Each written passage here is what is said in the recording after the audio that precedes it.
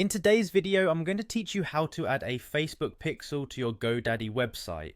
This process is extremely useful if you want to track your website visitors' interactions and improve your online marketing strategies. To get started, open up your web browser and navigate to the Godaddy website. Once you're on the home page, you'll want to look for the section that says Domain Names, Websites, Hosting and Online Marketing Tools.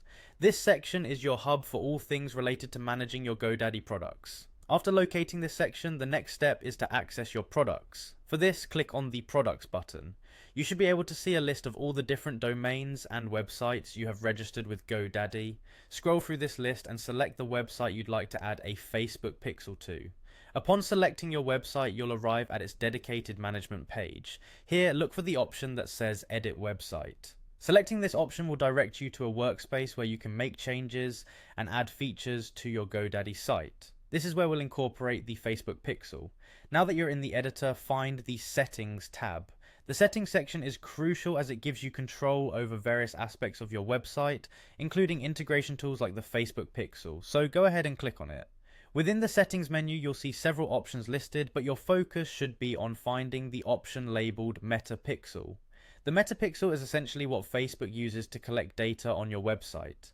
When you find this option, click on it to proceed. The next steps involve following any on-screen instructions specific to linking your Facebook account or entering the unique pixel ID, which you should have obtained from your Facebook Ads Manager. This ID is essential as it allows Facebook to accurately connect your account with your website activity. By following these steps, the Facebook pixel will be successfully integrated into your Godaddy website, enabling you to track user interactions, gather data for improving ad targeting, and ultimately optimize your marketing efforts.